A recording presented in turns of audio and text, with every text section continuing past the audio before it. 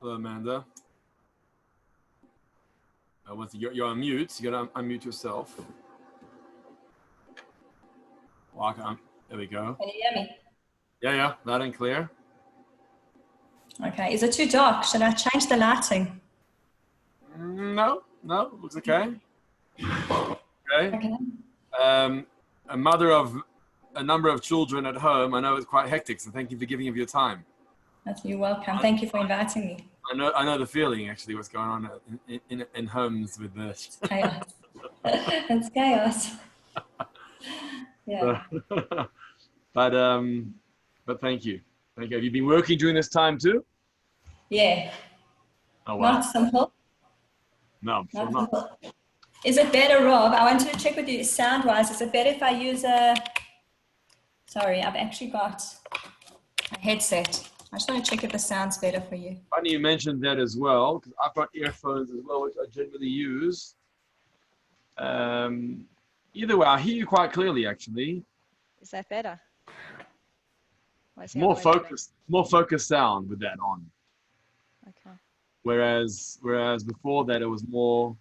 Try it without it for a second. Talk now. That? Yes, it's more echoey without it. With it, it sounds definitely more focused. Okay, fine. You can wear it for your presentation, and then as you feel comfortable. I think I'm going to go in order of finance. We'll start with Nachi finance, then we'll work on to work culture, sort of related. Not directly, but anyway. And my intro is going to be basically the questions I've asked you all, like the questions I've shared with you on the voice notes of what I'm looking to understand in terms of your area of expertise and employers and employees and work environment. And so basically the same description that I gave you all when I reached out. I'm going to share that as an intro to the topic, and then you can answer that and go beyond. Obviously, feel free to go beyond that, and anywhere 10 minutes, a little bit longer is also okay. That's sort of the. Okay, and then Rob, you said 10 minutes, right? Yeah, we can go more than that if we need to. We can go up to 15, but you'll see how comfortable you are. Yeah, fine. I think 10 to 15 is good. Anyway, in between that. Okay, fine. Good work. You don't have to be. Here's Nachi K. Okay. Hello. Okay, I'm going to just try and change my lighting. Okay. And then we'll go Nachi yourself, Leonard in relationships, and Renata in life skills. Nachi, hello. You're muted. No, I'm muting. Thank you. Good evening. How are you all? Yeah, there we go. Good.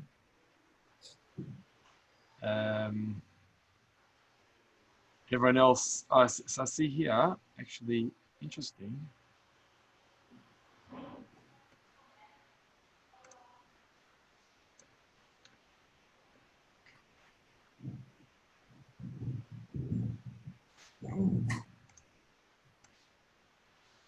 Okay. Hello, everyone. I just realized now we got more visitors here. Hello, everyone. Welcome. We'll start in the next few minutes. Thank you for joining us. I'll be with you just now.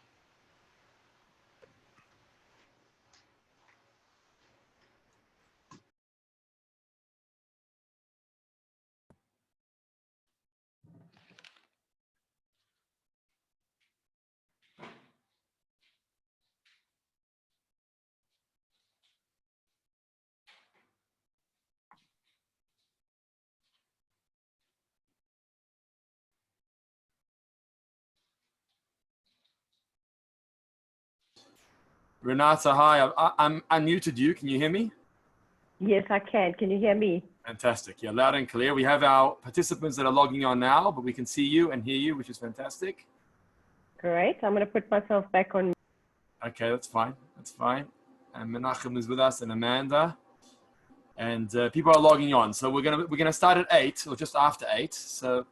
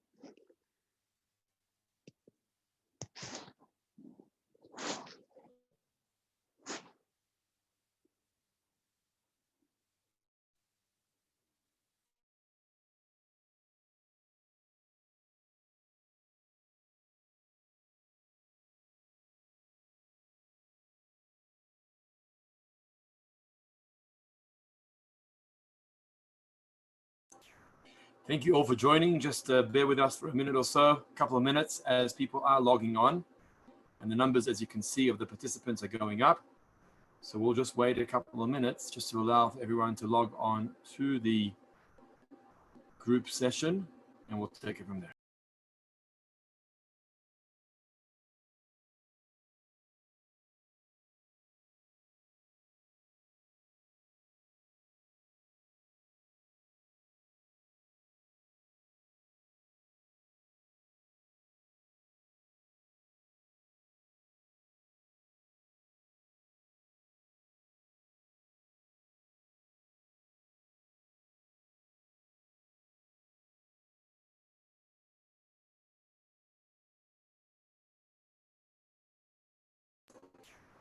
Leonard, good evening. Nice to have you here.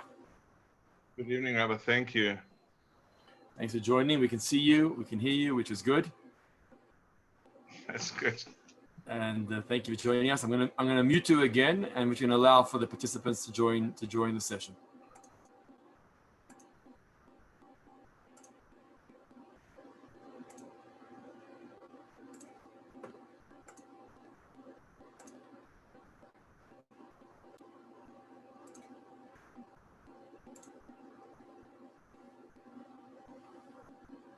So if you're a young Jewish Joburger, we'd love to have you on the session tonight.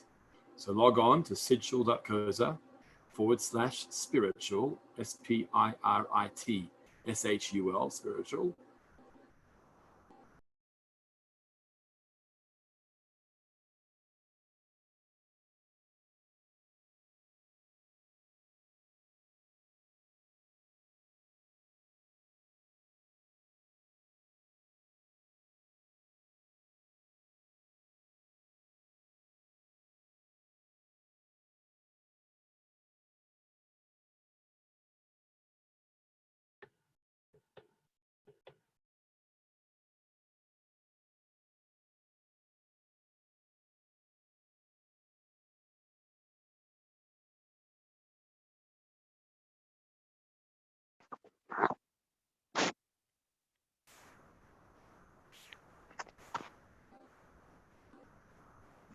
I'm going to give everyone another 4 minutes to log on, and we'll begin at 8:05 the program. Thank you.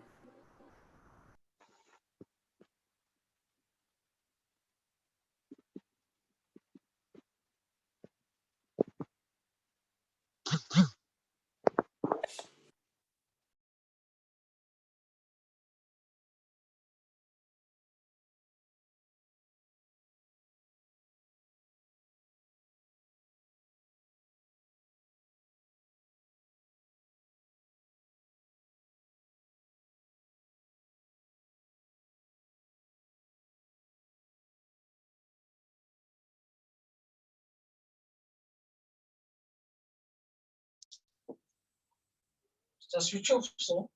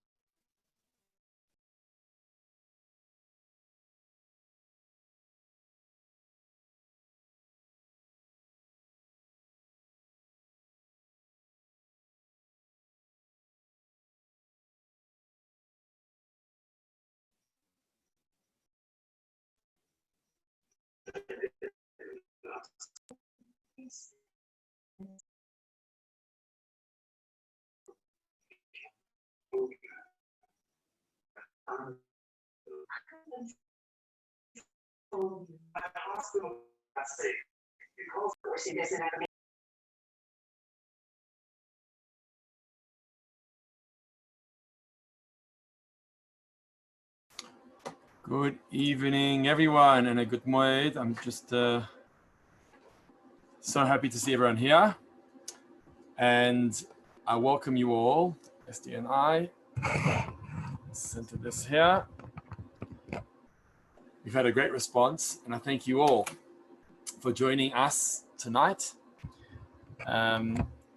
This Pesach has been one of challenges, not just Pesach, but the build up to Pesach. And so we're finding any opportunity for inspiration and sense of community and get together and strengthening one another. And as you all know, at Sidlam, our spiritual focuses a lot on the young adult demographic of the community. And that's what we're doing here tonight, is focusing on young Jewish Joburg with some other visitors as well. So thank you all for joining us. To be honest, I really miss you guys. That's really why I coordinated this get together, because I really, really miss you all and don't see you like I always do, SD and I in shul and our learning programs. And that's really why we got this together. Obviously the panelists and our topic is of great importance. But first of all, I wanted to see everyone. So I must say there's lots of black squares around on this screen, which I understand. That's the flexibility of Zoom, is to be able to turn your video off if you prefer, especially during this time that most people don't get out of pajamas from the early hours of the morning, and therefore prefer to stay with their video cameras off. We actually had a young adult shir the other week before Pesach. It was a build up to Pesach. And one of the conditions of joining the shir wasn't really a condition, but it was a request. Keep your video on. And it was amazing. We had like 25, 30 videos on, which was fantastic. So I invite you to put your video on if you feel comfortable enough to join us in person. If you prefer not, that's also okay. Guys who really know Zoom very well, like Dan Stillerman, have put their profile pictures up, and you think he's actually watching you, but in actual fact, it's just a profile picture. Oh, there you are, Dan. Nice to have everyone here.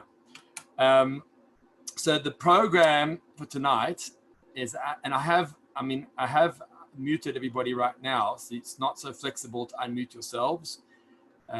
Even the panelists won't be able to, so I'll have to unmute you as the time comes. But the program's going to go like this. We're going to start with a bit of an intro, beginning with SD, to introduce the topic of tonight, followed by the panelists. And once we get to the panelists, I'll explain how we're going to, I'll welcome the panelists. I already do now. Let me do that right now. We welcome Menachem K, CEO of Octagon Financial. We welcome Amanda Porter, Head of Culture at Discovery Group, and both devoted and committed members of the Sidlam community as well. We welcome Leonard Carr, a clinical psychologist in private practice. And we welcome Renata Landman, who is an executive coach. And we've actually had the privilege of having Leonard Carr and Renata Landman with us on our Tuesday night spiritual and social evenings, which we love and prefer because there it's face-to-face and we engage. But thank you to Leonard and Renata for accepting our invitations tonight. And more about our panelists and about their topics of discussion in just a moment. But as words of introduction, I'm going to hand over to Esti. How's it, guys? Nice to see you all. So just very quickly, because I'm very excited to hear our panelists tonight and what they have to say about the whole situation. So just something that I was thinking about today is that we're still in the festival of Pesach. And when it came to the holiday of Pesach, which began last track of time, last Wednesday night, the instruction in Egypt was that on the night that Hashem was going to pass over in Egypt and strike all the Egyptian firstborns, Hashem gave the instruction to the Jewish people that they should smear the blood of the Pesach offering on the doorposts of their home so that he would know which homes to pass over. And the famous question is, really, did God really need us to paint our doorposts with red paint, with red blood, so that he should know which are the Jewish homes and which homes he should pass over? I mean, surely God would know which are the Jewish homes and which are not. And what happens if I in Egypt did not have a chance or didn't manage to paint my doorposts? Would God walk into my home not knowing that my home is a Jewish home? He says, I mean, we're talking about God Almighty over here. Is this really what he needed us to do? And the beautiful answer given is that no. When the doors closed of the homes, in actual fact, the blood was on the inside of the doorposts. It wasn't on the outside. And so painting the Jewish homes in blood was not for God at all. He knew which were the Jewish homes and which were the Egyptian homes. Rather, painting your home in Egypt was for the Jewish people themselves. That when they shut that door closed, they were able to see and identify who they really were. Aha, I'm a Jew. This is my God. This is our time, or whatever it is. That they were actually able to identify with the situation and realize who they really were. And I can't help but think that it's not a coincidence that the whole corona crisis is happening over this time of our Jewish calendar, over the holiday of Pesach, when we've also been instructed to shut our doors closed. And yes, we're doing it because stay home and be safe and, flatten the curve and don't spread the virus and keep healthy. But really what I think the deeper message behind this all is that it's not a time now to identify with people around us and identify with our places that we usually hang out in or the work that we do. Rather, it's about shutting that door closed and really identifying with who you really are. Coming to terms with what is it that really makes me tick? What are those values? What are those morals that are truly important to me? What am I truly identifying with? Who am I really? Now that the door is closed and I've got time on my hands, more time on my hands, and I'm able to really focus on the important things in my life, this is a chance for me to understand and to identify with who I really am. It gives us a chance to realize, it's almost a break from reality, that now I'm able to realize what truly makes me tick and what's important to me in my life today. And with that, I'm going to hand back over. Thank you. So that was the thought process of tonight's program. There's a lot of chaos taking place around. We know that, and all the headlines.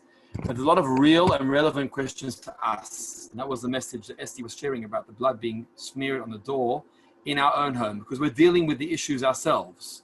And while there are global issues and governments and world leaders and science of medicine, etc., are dealing with the world issues, we're dealing with our own personal issues. And that's really what tonight is about, is to unpack the real and relevant issues that we're dealing with. And we've broken today's program down into 4 categories. We're going to begin with the first. And I'm going to unmute Menachem K. Menachem K is going to be our first panelist, CEO of Octagon Financial, as I mentioned. Nachi's world is the world of finance. And the questions I asked Nachi were, what's going to be with finances now and going forward? The Rand is currently sitting at about 18 to the dollar. We are concerned about economies. We are concerned about our investments. And many young professionals have just started investing their money. And I'm sure we're all worried as to what's going to be with my investments. I've just built up some cash, just handed it over to my broker. My broker's just invested this now. And now what's going to happen to the markets? What's going to happen to our investments? What's going to happen to our money and our wealth going forward? And I know Nachi is not a prophet, but he definitely deals with this area of expertise. And I'm going to hand over to Nachi to give us some insight. Each panelist is going to speak for 10 to 15 minutes. And then at the end, we're going to have some time, please God, for Q&A. If there are people that would like to engage either on voice or in the chat box, you're more than welcome to at the end of the program. Handing over to Nachi. Thank you, Rabbi Stern. Thank you to everybody for joining us this evening and taking the time. I hope that my signal is strong, Rabbi. I didn't always hear the intro, so I'm assuming that you can hear me better than One otherwise. second. Thank you to Rabbi Robertson Stern. Thank you. Let me just interrupt you for a And of course, moment. welcome to the other guests. Let me So just interrupt. let me get into it.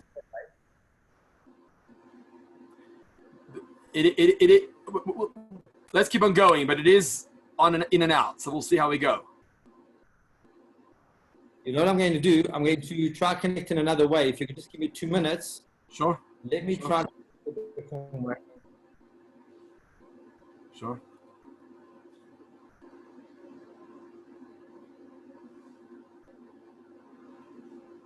We'll do that.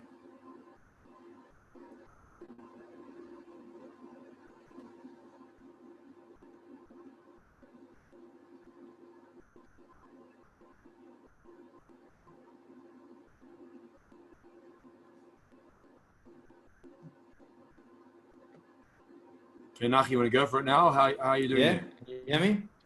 Yes, we can hear you. I'm going to go for it. Okay. Let's put some context to the introduction, and obviously we're all very, very nervous about where things are, and more importantly, where things. No, Nachi, it's breaking up. It's breaking up. Sorry to do this. Firstly, give me a minute, Rabbi. Just give me 1 second. Sure. Go ahead. We got nowhere to run. It's okay. Plenty of time on our hands.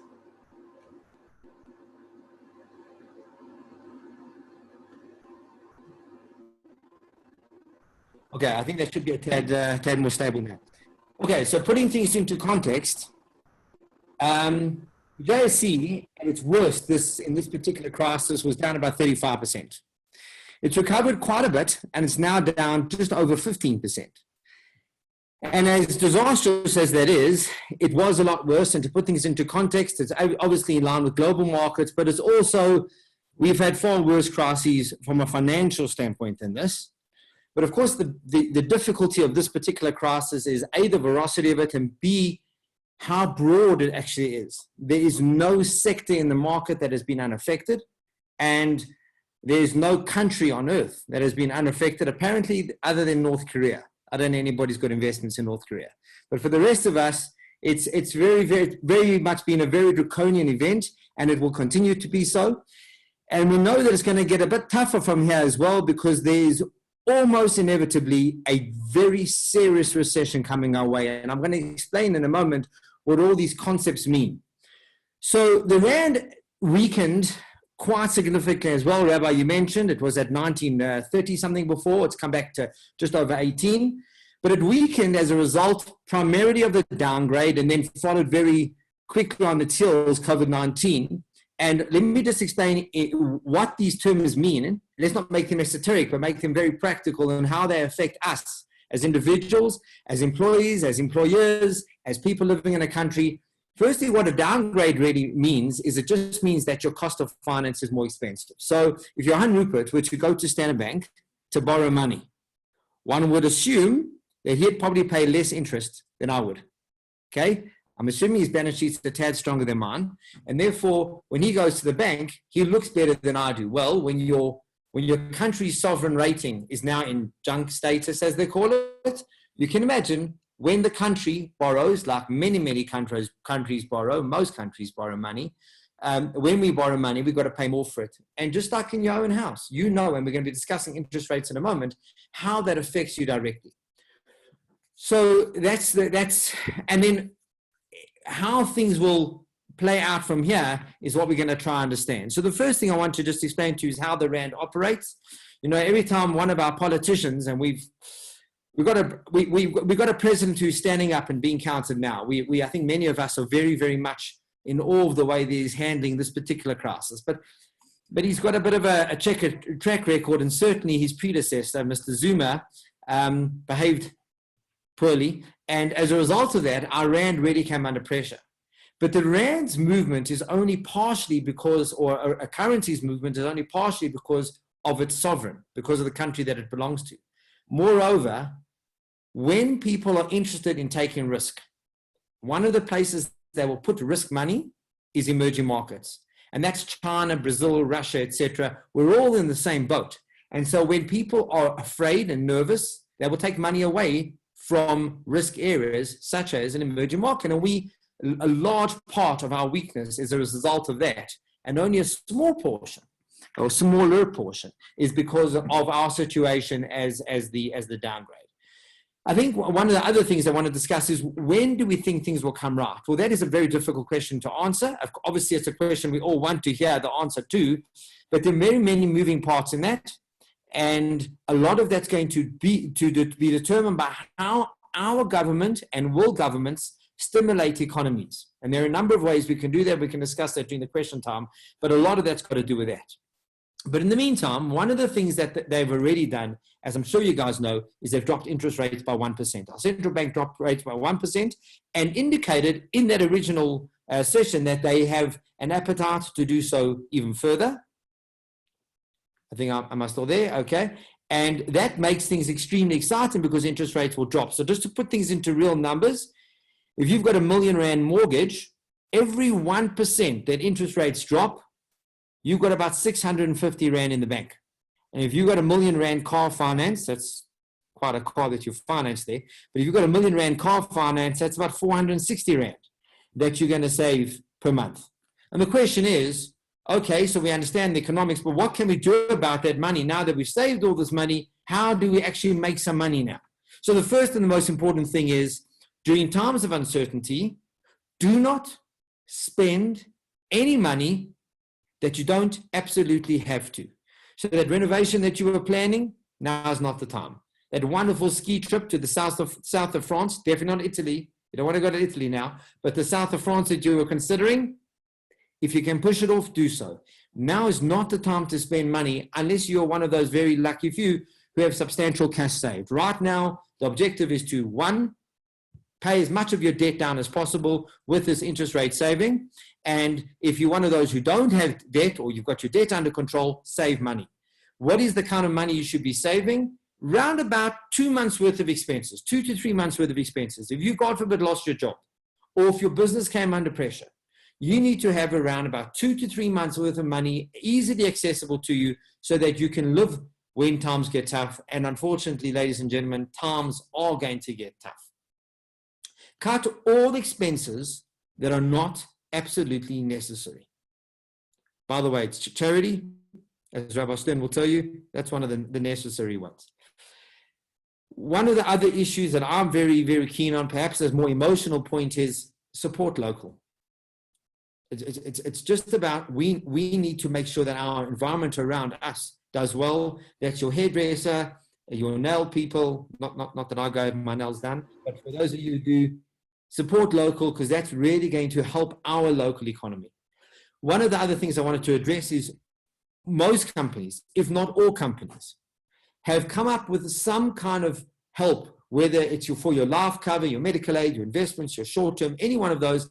All companies that we deal with have come up with some kind of plan, and many of them are in the process of massaging and honing in on trying to assist their advisors, their clients. If I could ask you to please speak to your advisor about these are very specific, and I think you need direct financial advice. But please be very wise when doing so, because this is not something that you want to have a knee-jerk reaction to and then have made a mistake later on. Lastly, just about investing. So you've got a bit of money saved. You understand where the economy, we hope we understand where the economy is going to go, where to invest. I'll be very brief on this. So the first question is local versus offshore. Excuse me. When the Rand sits at this, everybody talks about offshore, and that's all we talk about. But remember that there are investment opportunities wherever you are. I have a friend who recently lived in Ghana. Jewish guy. I asked him, what were you doing living in Ghana? He looked at me like I was mad. He goes, what do you think I was doing living in Ghana?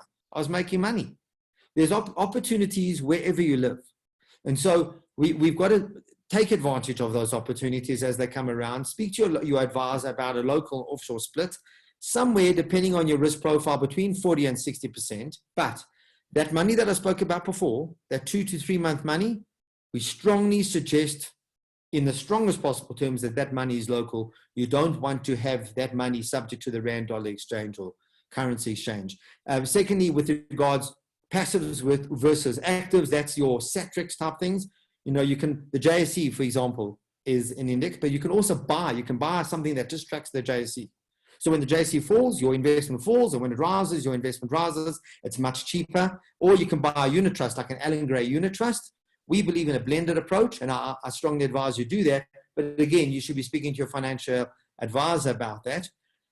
One of the points that a lot of people have been asking us lately is, if I take money overseas, I really want that money to be overseas, and I don't want it to affect my local cash flow or anything like that.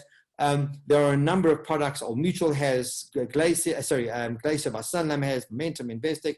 Many companies have wonderful wrapped-in products that allow you to take your money offshore, pay the taxes offshore, and not affect your local investments. So I think that should take me about 10 or 12 minutes, however long I've been speaking. I'm going to give that a break, and perhaps later on during question time, we can answer some more double stuff.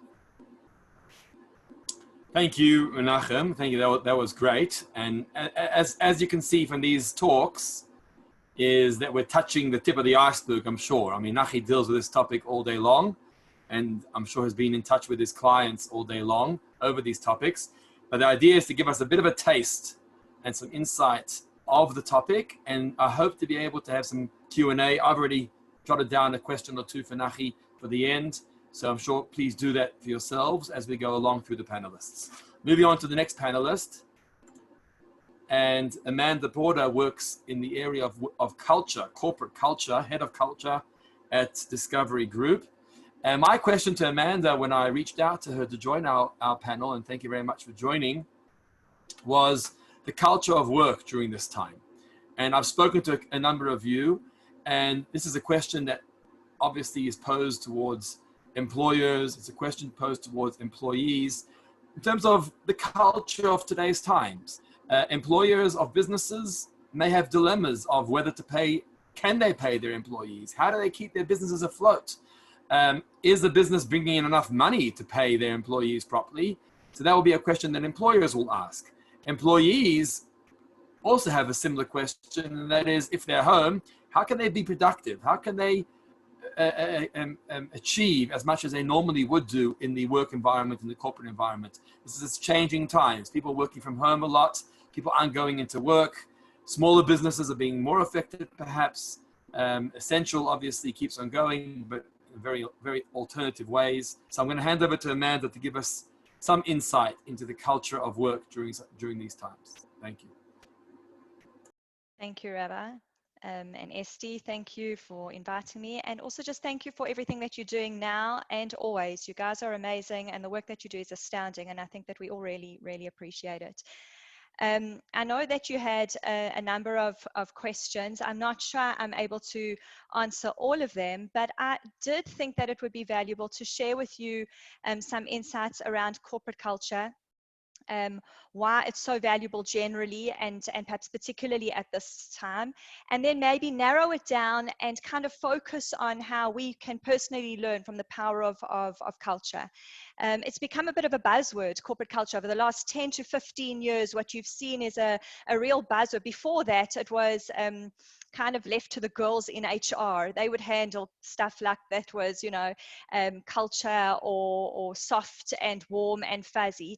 In fact, when we at Discovery defined our corporate culture over 20 years ago, it was novel and a bit maverick, you know. People wanted to focus more on profit margins and sales and distribution and product innovation. We went about kind of defining what our corporate culture was, and still over at that time it was seen as quite novel. Today it's become a buzzword, and the question that we have to understand is why. What's happened to culture or what's happened in the world of work that's made culture so particularly valuable today? And there are two evolutions that have taken place and which have driven the need for culture, two very almost parallel universes that have evolved almost at the same time, and have driven this need for culture. The first is the evolution of business and the changing nature of business, and the second is the evolution of the employee. And if you'll indulge me, I'm going to just quickly give you a little bit of a sense of what's happened, and why we're seeing this drive for culture, and then maybe move into what culture is and how we can draw on it, especially at this time, and use it to our benefit. So let's talk about this evolution of business. So business can be easily mapped along the Canifin continuum. It's an interesting theory, but to sum it up, years ago, business was very linear. It was very simple. Decisions were made very easily through a very simple cause and effect, supply and demand kind of model. And then slowly they began to evolve, and they became a bit more complicated, but still remained fairly predictable. So all that simple cause and effect, or supply and demand, suddenly had maybe a few bypasses to go through, but it was fairly predictable and a bit more complicated. And then what happened was that towards the end of the century, businesses got more complex. And you can see that the rise of the internet, Bill Gates and his computer on every desk, Windows, etc. Suddenly businesses got much more complex. There was data, there was information, research was available. Things were not linear, things were not just complicated, but the complexity came with multiple variables.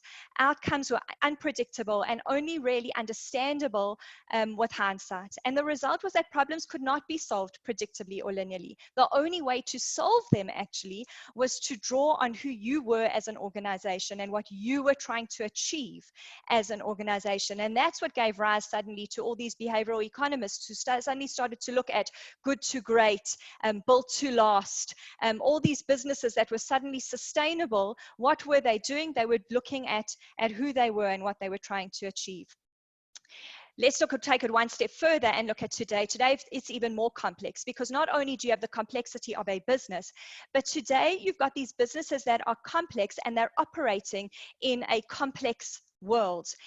So you've got exponential complexity in a sense. You've got infinitely complex environments where there's globalization and advances in technology, and everything's evolving so quickly that the complexity has really become exponential, and it's impossible to make sense of things linearly or predictably, let alone solve some of the problems. So what you've had is this absolute evolution of business. Park that for a second, bear with me. I know I talk a lot with my hands, and if I talk a little bit too fast, it's because you only gave me 10 minutes and I'm not known for my brevity. So just bear with me. Okay, so that's part one, is the business part. Now let's look at the second part, and that's the evolution of the employee or their potential employee. And the employee or the human has really changed in their approach to work, also very similarly over the years. Previously, or at the outset, employees looked for stability. They looked for jobs that would pay the bills and preserve dignity. They were hard workers who focused on what had to be done, and they made sure that they were known as the baby boomers, and perhaps the work was a bit boring and a bit linear.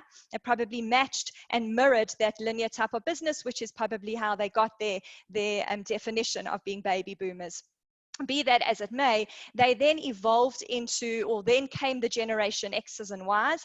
And these are really people who appreciate loyalty, and they appreciate commitment, and they stick around in organizations for a long time, moving through the ranks, holding positions of leadership, retiring hopefully with enough money to do so in the long run. But they are really the people who kind of stick around in organizations. Gen Zs, Gen X's, I'm one of those. You know, I've been working for Discovery for over 22 years. Granted, I started when I was 3, just so we're clear, but so be it. This was the generation X's and Y's. They kind of wanted to be in this business, and they valued loyalty and they valued commitment. Okay, what's happened today, as we know, is that that's changed, and what we now have are our millennials and our Gen Zs.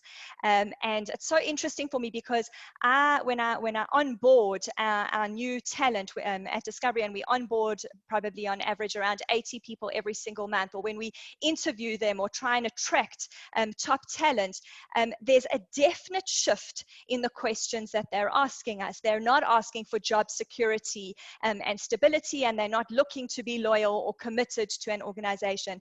They don't ask about growth within the organization or about what they'll do or about what the package is. Those things are important to them, but the first crucial questions that come before that is, how will I add value? How will I have impact? I want to make a difference. I want my job to be meaningful. You know, if I'm going to be spending time, I want to know that the work that I'm doing is meaningful and that it adds value and that it makes a difference, and that I'm going to be able to leave a bit of an indelible mark. You know, they don't want to be bored.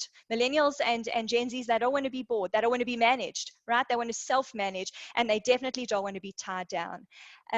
So what you've got is this parallel universe of the business evolving over time and employees evolving over time. And the result is that suddenly you've got Simon Sinek talking about the why factor and creating his 3 circles of the why, the how, and the what. And you've got Sumantra Ghoshal smelling the place, you know, and he's coming out with culture being the smell of the place. You've got Michael Porter and David Kramer, who are behavioral economists at Harvard University, and behavioral economist professors actually at Harvard University, and they're talking about shared value, and suddenly culture is the buzzword, you know, because the only way to navigate the complexity of business and to manage the wants and needs of talent is to draw on culture. You have to create this environment, this cultural environment where everybody feels a sense of purpose and meaning around their culture, and so that they can achieve their dreams and that the organization can achieve its goals and vision. So that just gives you a bit of a sense of the landscape and why culture has become important. And I think it's important to understand because, you know, it's not just a nice to have anymore. It used to be perhaps a nice to have, I'm not sure. I'm a culture guru, so I obviously would say it's always crucial. But it really is not a nice to have anymore. It's absolutely crucial. In a sense, culture can help you manage a business far more effectively than any other elements that you can put in place. So the question is, what is it? What is culture? You know, it's a word, but what exactly is it? And it has lots of definitions. You can easily Google the definitions. I quite like Sumantra Ghoshal's smell of the place. It's quite vivid. If you haven't watched his talk, go and watch it. He draws a parallel between Fontainebleau and Calcutta in talking about it. But essentially, what a culture is a mindset of a group of people that causes those people to believe, and perhaps even more poignantly, to feel in a particular way. It evokes emotion around what people are doing. That's really what culture does. That's what our Yiddishkeit to a large extent does. It's our culture, and it creates some sort of feeling in us. We feel something. It's more than just, it can be an intellectual connection, but it's even more than just an intellectual connection. It's usually underpinned by a core purpose or vision and a set of values. And the number of values differs in different organizations. On average, you'll see that most organizations will have around 5 values. At Discovery, we've got 8. But there's this core purpose or vision that kind of tells you what you're trying to achieve and why you exist. And it's underpinned by these set of values that kind of tell you what your behavior is. I just want to comment on this idea of core purpose. I'm not talking about a mission statement. Mission statements did exist years ago. They were typically verbose and long-winded, and they existed as plaques on a wall. You know, we endeavor to make shareholders rich, wada. They were not very memorable. The problem with them, of course, is that in a world of TikTok and memes, long-winded mission statements are not going to unify, they're not going to inspire, and they're not going to galvanize people. It has to be succinct and it has to be aspirational. And to give you some examples of core purposes or visions, the Discovery core purpose, for example, is to make people healthy. The Disney core purpose is to make people happy. The Apple vision is to create a platform for connections. You can see that these visions are memorable. They are filled with infinite potential. They they galvanize, they unite, they have aspirational value. They almost have like a dream-like quality to them, like what if we could, you know. They are there's something that kind of transcends the what we do into why we're doing it. There's something far more exciting, and to a large extent they elevate a job from just a job to something that's far more profound and meaningful. And for a millennial or a Gen Z, that's incredibly important because they want to know how they're going to add value. Also, these core purposes or a core purpose of an organization is underpinned by a set of values, and those values modify behavior. They tell you the rules of the game, and they tell you how you're going to achieve and deliver on that core purpose. Culture today is crucial because without it, it's impossible to navigate the world of work effectively.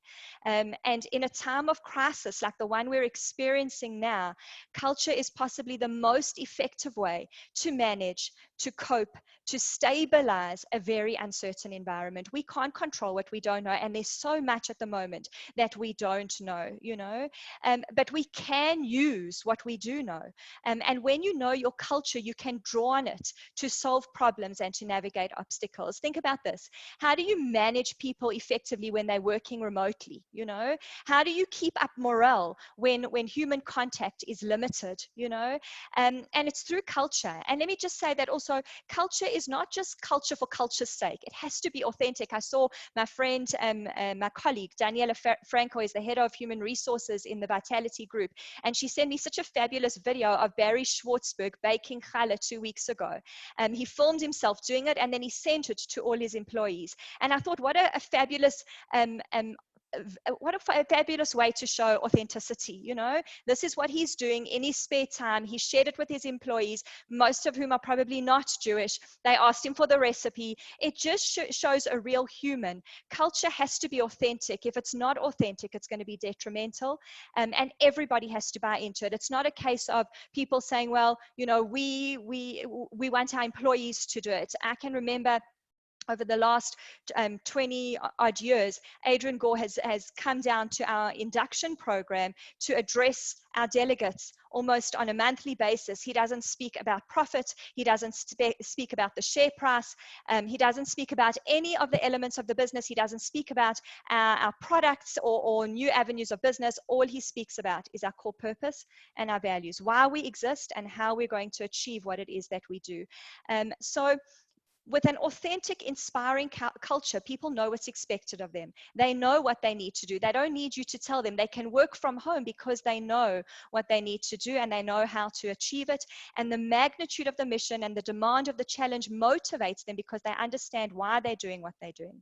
As an employee, how do you navigate the world of work and kids at home? And let's just put it out there that this is not normal work from home. I do sometimes spend a bit of time working from home, and it's wonderful. It's a quiet cup of coffee. I often have a helper who's helping me clean my house. I have my children in school, and the teachers are looking out for them. And God bless every single teacher out there. A special shout out to all of them because they are absolutely spectacular. And I'm feeling a deep level of appreciation. I think the Coronials is going to be the next group of people who will have a deep-seated love and appreciation of school and teachers.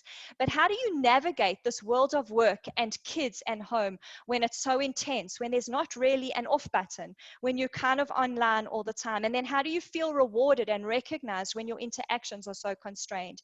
And again, I think that it's corporate culture. Through a defined and communicated purpose and set of values, everyone understands the rules of the game. It creates a genuine sense of achievement, reliant not on praise, but on the outcome of engaging in a culture that you bought into when you joined a particular organization. It creates an environment of abundance resource mentality. And what I mean by that is that you believe, you work in an environment where you believe that there's more than enough to go around, that you're not reliant on someone else for recognition or competing with someone else to achieve something, but you're creating some sort of personal sense of achievement. Millennials know that almost intuitively.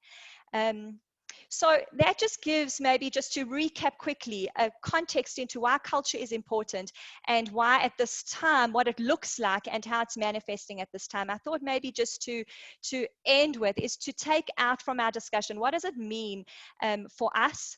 And what does it mean for us at this time? And I think that there are three things that we can learn from the power of culture. I mean, I think that there's probably more, but I try to make it quite pointed into these three things, because otherwise, you know, as I say, I'm not known for my brevity and I can go on and on and on forever. But let's just talk about these three things. The first thing is that culture can really guide behavior in an environment of uncertainty. From a business point of view, culture helps us to lead and to manage and to inspire people. It creates shared value because everybody's on the same page. And from an employee point of view, culture gives us the rules of engagement. It helps us to trust and be trusted. It creates a climate of mutual understanding and authenticity, and it adds meaning to our work and helps us to achieve great things. So if you are working at home and if you are still trying to navigate this new normal or this business, what we're calling business unusual, this culture is really a way we draw on it to kind of give us a bit of a sense of managing people and managing ourselves, you know. Some people are not working, and some people are sitting at home wondering when they'll be able to go back to work, and that brings with it its own vulnerabilities and feelings of perhaps, you know, relevance, questioning the relevance. And I think to answer people who are in that situation, you can really make it personal. We interviewed last week at Discovery, we interviewed an astronaut, Scott Kelly, Captain Scott Kelly, and he spent a lot of time in space. His first two missions were a week or 8 days and 14 days respectively, and then he went on a 156-day mission in space, and then that was followed by a mission in space for over a year. And we wanted to chat to him to see how he managed with the confinement in space and the isolation. We wanted to try and get his rules and some sense of how he managed and coped through it. And he gave the usual things that most of the psychologists are recommending, that people should set routines and schedules, that they should have a schedule, that people should do exercise, and obviously Discovery is certainly punting that at the moment. That people should, he suggested that people get sun, and NASA has done a report on the importance of sun and vitamin D and keeping the immune system strong. But one of the things that he did say that really resonated with me was this idea of journaling. He said, you've got time to reflect. And when you're reflecting, it's a good time to sit down and journal and draw up your own personal mission statement. And that really talks to culture. What is your own personal mission statement? What do you value? You know, are your values family? Is it Yiddishkeit and your religion? Is it being healthy? Is it doing great things? What is it that you value? What is your personal mission statement? I think that this period of time gives us an opportunity to really create a personal culture and draw up our own personal mission statements and reflect on the values that are important to us. And I know Stephen Covey often says it in his second habit, in the 7 Habits of Highly Effective People. He says all the time, you know, begin with the end in mind, set yourself a personal mission statement. But the Scott Kelly certainly did say that journaling was one of the things that helped him manage the time that he had in confined space. And then maybe just the third, and for me this is definitely the big takeaway from this period of time, but the third thing to take away from being in this situation and is really to see this as an opportunity. It's very easy to get caught up in being confined and the pitfalls of the confinement, but actually what this astronaut said was that they never had a countdown. They didn't have like a list on their wherever it was that they were in their space shuttle, counting them down on their mission, counting them down from day 370, journey, whatever it is, through to their return home. Instead, they embraced the mission, and they were mindful and deliberate and purposeful in that mission. And I think that we've got a unique opportunity here to really see this time as an opportunity to see ourselves as part of, I think, a twofold mission. The first is that we're part of our country's mission, and one where the president, Ramaphosa, who has been, I think, absolutely astounding, is asking for unity of purpose and compassion and kindness from all, from employers and from employees. To be part of our country's plight to flatten the curve and save the lives of our people. That's the first part of the mission. But I think perhaps more profoundly is that we have to see this time as an enormous opportunity, because the future world of work is evolving quicker than we can comprehend. I saw a stat last year at our sales conference that said that medical knowledge is doubling every 80 days. Just try and imagine that. Medical knowledge is doubling every 80 days. How do medical practitioners and healthcare workers keep up with that level of growth and evolution, and development? I feel like this time has given us almost a sneak preview into the future, into how AI will transform the familiar and shake up the comfortable.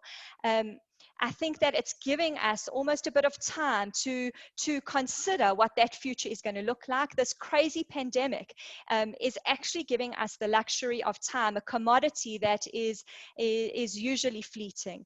And it's an opportunity to learn new ways of working, to engage in technology, to develop skills. We can't control what we don't know. So we have to engage in what we do.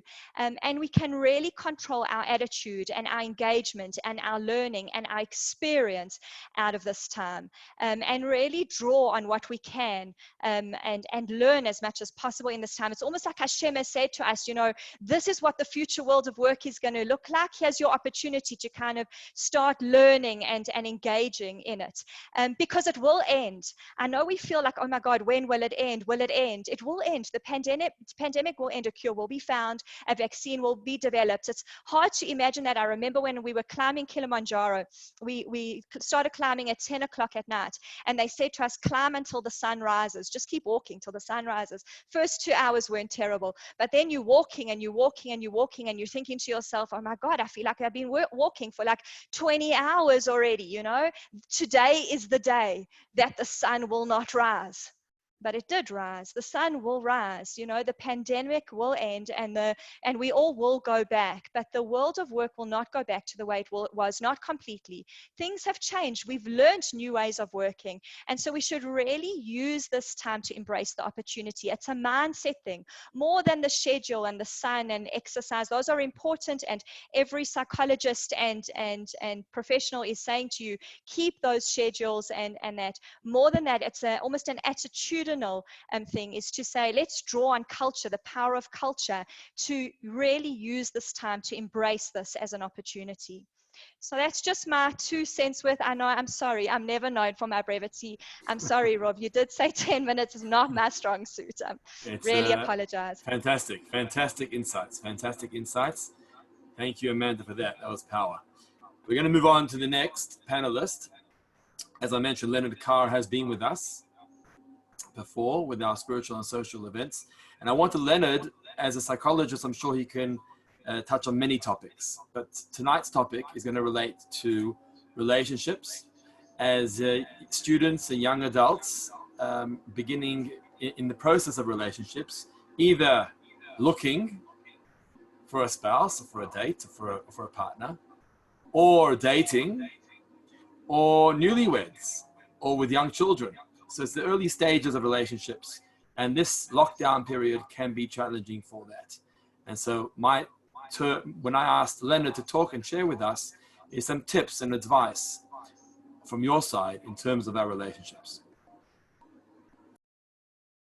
Thank you, Rabbi, and thank you, Robertson, for inviting me. And good morning to all the people who are participating in this webinar. I thought that what I'd like to do actually is to give you a perspective and to put this into a broader context And to follow on from what Amanda was saying, I'm going to tell you what my core purpose is. And my core purpose is to give you your sovereignty back and really help you to reclaim your relationship with yourself. Because your relationship with others, your relationship with the world, is a mirror of your relationship with yourself. And whatever you experience in life is a mirror of your relationship with yourself. So I'm going to put this, what we're going through now, into a bit of a broader perspective, which I hope will be meaningful for you. We've lived for many, many years, for decades, with life being pretty consistent. We haven't lived through anything like the Great Depression, the First World War, the Second World War, the catastrophic events that some of our parents, grandparents, and great-grandparents lived through. We've never experienced cataclysmic change that left the world a completely different place to what it was before. And I think that we are very blessed, very fortunate to be going through a period of history that is going to change the world. We're witnessing something that is momentous and from which we're going to emerge into a new world that is almost unrecognizable from the world that we used to live in. If you think about it, all economic certainties are being broken down. Companies, big old companies are going out of business. Airlines are going to go out of business. Countries' economies and the world economy is going through change. People's lifestyles and work styles are changing. Almost nothing is familiar. And what we can take tremendous solace from is the fact that if you go back in history, the Industrial Revolution or the First World War, the Second World War, the Great Depression, what you see is that the world has always emerged better afterwards. The world has always emerged more prosperous, more technologically advanced. Things have always got better. Now, that doesn't detract from the fact that those periods were periods of great discomfort and often a lot of suffering. But I think that one has to realize, certainly from people who are, people who believe in Hashem and in Torah, that ultimately we're being guided through a difficult process, but that is going to come to good in the end. We're going to have to obviously pay a price for it, but there will be good. And I think what you notice also is that the world self-corrects. So for example, if you think of something like mobility, well, first we had the nuclear family, where with the Industrial Revolution, people stopped working in family groups and extended family networks. People became, moved towards smaller nuclear families, and those nuclear families have become more mobile. So those have been great developments in a lot of ways, but the negative side of that is that it's led to fragmentation of society. It's led to isolation and loneliness. So every positive development has certain unintended consequences. And those become corrected in the next phase that the world goes through. When things are too good to want to change anything, but not good enough for people to be thriving and deeply happy and fulfilled, that is the worst state you can be in, because that's like a trap. And what's happened is that people have been freed, things have been shaken up, and we now have a blank slate, a blank canvas from which we can start creating something new.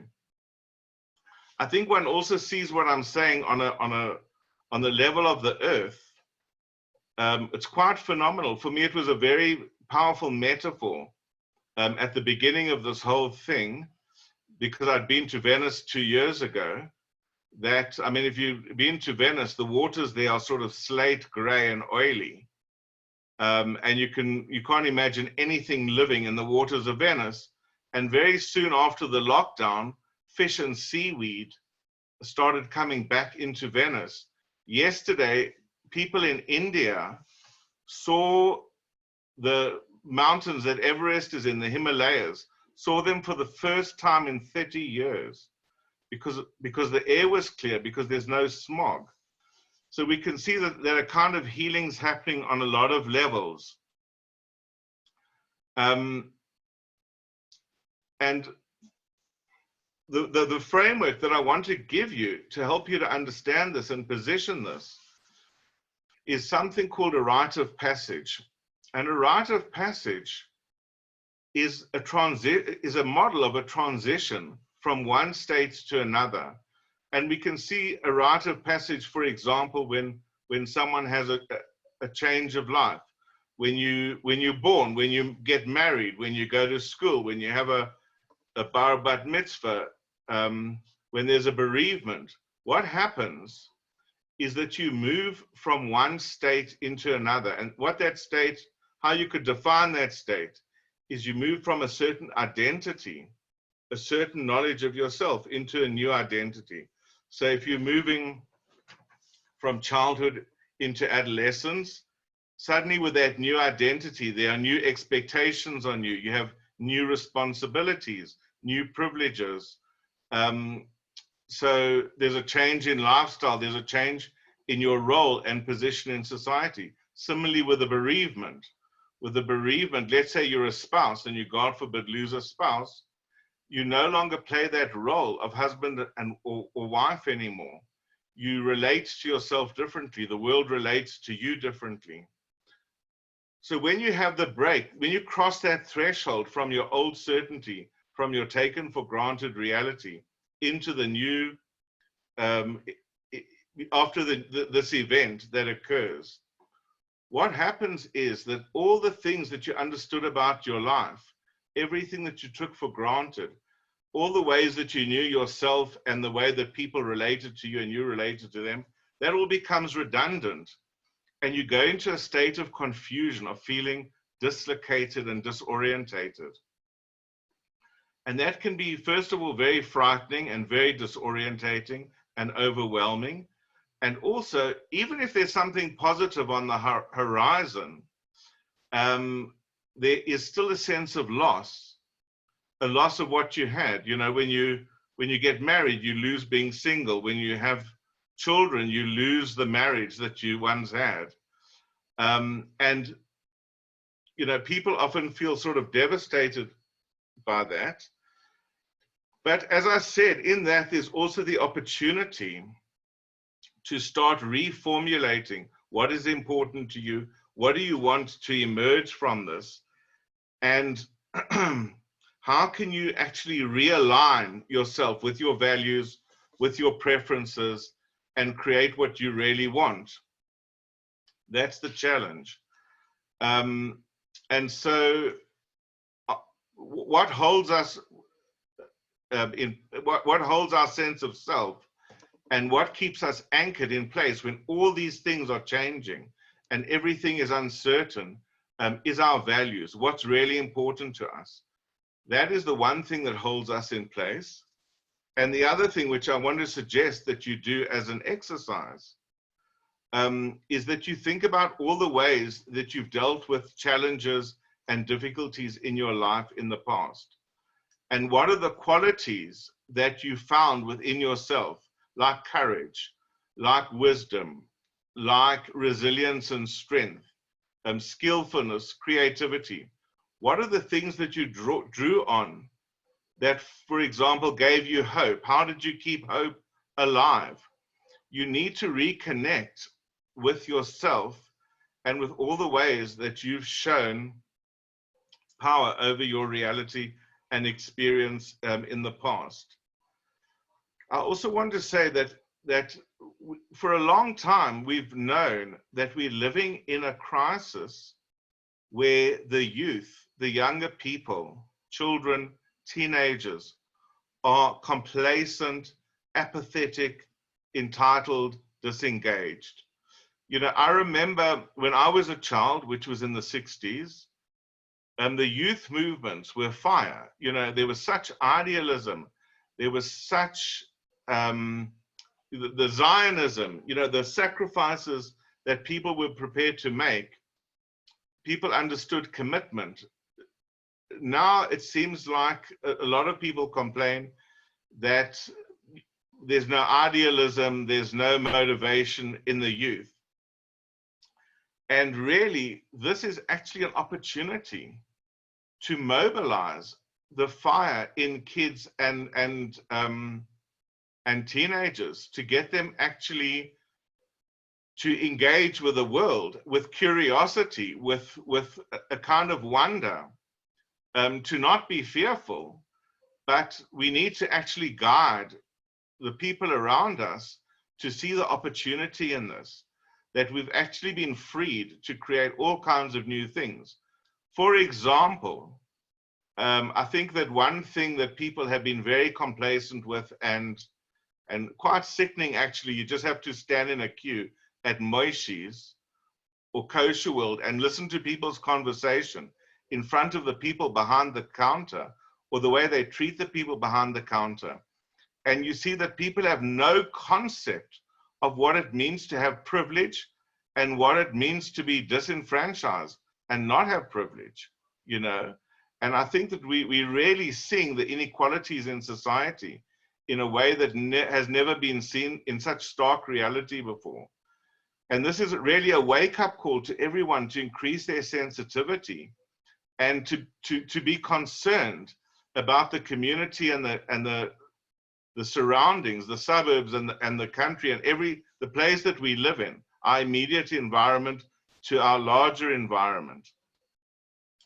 So I think that these are all challenges that can unite families, can unite couples to be considering these bigger issues, and how you deal with these bigger issues. Each individual that engages with these bigger issues and creates innovative and creative solutions is going to help the evolution of the whole of society.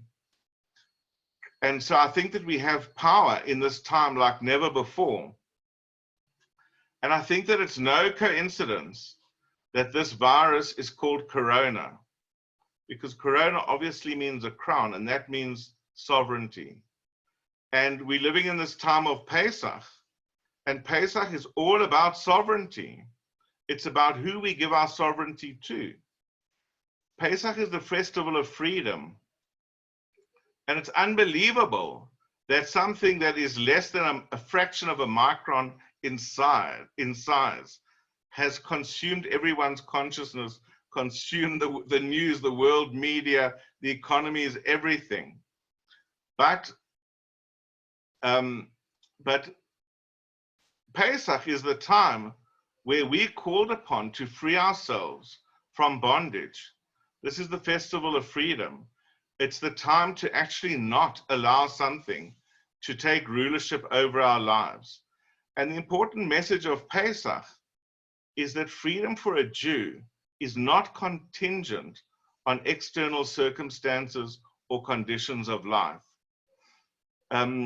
This freedom for us is something that Hashem endowed us with, graced us with, through the exodus from Egypt. I won't go into it, but it's actually something that he gave Adam. And then when people became lost in the physicality of the material world through the Chet, they lost that freedom. And you can see the rest of the world is still consumed by physicality. But Jews were given back this freedom at the exodus from Egypt, at the Yetzias Mitzrayim. And how you can see it, if you want a proof for it, that we are a singular and free people, that every nation that's been subjugated defines their identity by colonialism or by their oppression or by some massacre that happened or whatever it is. Whereas we do not refer back to what happened to us to define our identity. We certainly remember it, but we also remember that Hashem freed us from it, and that ultimately no one was able to triumph over it, us. So this freedom in practical terms is the liberty to retain authorship of your own story, to not have your story dictated to you or defined by some kind of external force or authority. This is an opportunity to choose personal agency over victimhood. And it's the freedom to not be susceptible to self-pity. So the way we exercise, the way we take back this freedom is to remember that everything happens according to a divine plan. And even if we're not privy to that plan, which we aren't, and even though we can't make sense of it, which we can't, we just have to trust that it's there. And so I think that a big challenge, especially in families and in couples, is to stay sober. And I don't mean that only physically, although I'm very happy that that the government has given everyone a reprieve on their alcoholism, but which I think is far too widespread and ubiquitous for you know, for that we should be comfortable with. But what I mean by sobriety is equanimity, what we call in Hebrew menuchas hanefesh. Menuchas hanefesh is keeping equanimity, it's keeping a balanced perspective. It is living, it's the freedom to live in reality. It's understanding our vulnerability and that sometimes we have anxiety and even sometimes a little bit of despair because of our vulnerability. But equally, we know that we have the power to keep ourselves emotionally and physically safe, and also that we can deal with whatever challenges lie ahead. Now, the important element in being able to have menuchas hanefesh and to live in reality is to live in the present moment without complaint, without telling yourself that life should be different from what it is. It's learning to embrace the reality that you live in without going back into the past and hankering over how things should have been or could have been or would have been, and without going into the future and scaring yourself with all catastrophic possibilities, and allowing fear of the future to hijack your joy. Because while we're here, while we're in the present, and while we're focused on the present, that is where happiness and simcha lie. So if we allow ourselves, if we allow our joy to be hijacked by despair or fear, then we will end up becoming paralyzed. And the worst part of it really is that we will lose this opportunity of time to connect with each other, to really create a preferred life. A slave is a person who's subject to the will and desires of his owner. So a slave can't live in reality. A slave either lives in the reality determined by whoever has ownership, you know, whether that's the media or the coronavirus, whoever controls your world, or a slave can live in a fantasy world. A slave can't make meaning and envision a future or understand the past in a meaningful way. So one has to reclaim one's power to live in the present and to look at, you know, how you've used your time in the past. You know, for those of you that are planning to get into relationships, this is a time to reassess what is really important to you. Have you been wasting time? Have you been seeking relationships based on the values that are really important and meaningful to you? Have you been, there's another meaning for crown, and that is if one goes into what a crown means from a mystical point of view, a crown is something that this is what the Maharal says, the crown is something that extends your head. It makes you stand out above everybody else. It's your distinctiveness. So a crown can imply arrogance and standing out, you know, amongst the crowd. Have you been You know, have you been too self-absorbed? Have you been too self-centered? Even if it's for good reasons. You know, sometimes people get lost in working hard and spending time at work, which they believe is for the greater good of the family. But it's often also a way of avoiding, and it's a self-absorption that actually detracts from relationships. So have you been procrastinating and making decisions about getting into relationships? And this is a time to be more awake, because it's very hard to live in the here and now when you're rushed or when your life is too cluttered. Time and space are inextricably linked with each other. So if a person has too much complexity in life, which means that you don't have space because your life is cluttered, you don't have time because you're too busy managing all the clutter. If you're rushed and you don't have time, then you don't have space either. And in that, you can't really smell the roses and take in what's going on. So in relationships, this is a time to really get to know the people around you. You know, it really pains me when people make horrible jokes about being stuck at home with their children or with their spouses or whatever it is, because that implies that they don't have deep relationships. They're not really interested in the people around them. This is the time to get deeply curious about yourself, but also to get deeply curious about the people around you, to listen differently, to pick up on all the things that you might have missed before, catch up, things that you haven't noticed for years, you know, how people have evolved or changed around you. So I think I have to stop, but I think that this is an incredibly portentous time. It might feel apocalyptic and overwhelming, but this is the time to sort of see your life as a project that you can work on every day and discover new insights about yourself and about your world and about the people around you. And realize that these adjustments have to take place incrementally, one day at a time. We don't know what the future is. We don't even know what we're preparing for. But each day, if we remain curious, if we remain open, if we stay connected to our values and to our spiritual and psychological and relationship purpose, then, you know, we can navigate this through an anchor, while being anchored at the same time. So, as I said at the beginning, this opportunity is not going to last forever, and there's never going to be another Pesach like this one.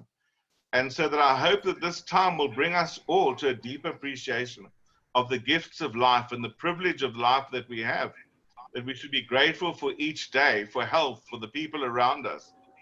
And this is an opportunity to exercise your divinely bequeathed prerogative to up your game on a physical and emotional and spiritual level, to discover your unique strengths and potential for greatness, and use this knowledge to determine how to most elegantly approach the next chapter of your life. And I really believe that this is going to prove to be one of the best times to be alive. Amazing. Leonard, thank you for that insight into the moment and how that relates to embracing the moment and how that relates to relationships. Thank you very much for joining us once again. And we're going to move on to our fourth panelist. But I just want to mention before I get to that, Amanda spoke about millennials and Gen Z. And I was enlightened by some of you and your comments to me on 2 points. And I've been corrected on 2 points. Point number one is I was holding back on the chat. I said, maybe we can ask questions at the end. And someone said to me, Rabbi, someone posted to me a message, Rabbi, we can't hold on to our questions for so long. That's impossible for us to do. So that's impractical. And the other thing that I was enlightened was I sort of discouraged posting questions on the chat. I didn't say it clearly, but I may have alluded to it. And what I didn't realize was that millennials and Gen Zs can actually multitask. So they can watch a webinar and watch the questions come through all at the same time, and that's perfectly fine. So what I can suggest, before I hand over to Renata, is if you have a question, either for Menachem, Amanda, Leonard, or Renata coming up, you can post a question in the chat. I'm going to ask you if you can address it privately to me, and I will forward it on to the speakers. That way we won't distract all of the participants in the webinar. You can post, some of you have already done this. You can post a message to me and say question for so-and-so, and I will then forward it on to them. And hopefully we can have some time for Q&A at the end. Renata is an executive coach. And when I reached out to Renata, this is already the second time she's joining us with our young adult community. My question was, we need some skills, life skills, on all levels, on relationships, on business, on mental and emotional, waking up in the morning, going to sleep at night, finances, investments, and everything else. I think, Renata, I kept you to laugh because you really encapsulate everything that's been spoken about tonight and all the topics. And we're looking for skills. We're looking for life skills. And please, can you enlighten us? I'm going to hand over to you. All right, great. Thanks, Rabbi. Can you hear me? Loud and clear. Thank you. Okay, great. So I do want to make sure that we have time to answer those questions. So I'm going to try and limit what I have to say to 3 or 4 minutes and just cut it really short because I think so much wisdom has been shared tonight already. But before I just take the, I don't want to have the arrogance to assume what skills our 70-something strong audience is looking for while they're on the chat. If anybody could just reach out just for 30 seconds and just chat to everybody so that I can see what kind of challenges are you all facing at the moment? What are your most difficult, what are the things that you're grappling with that are really the most challenging for you right now? I just want to see if I can see those in the chat.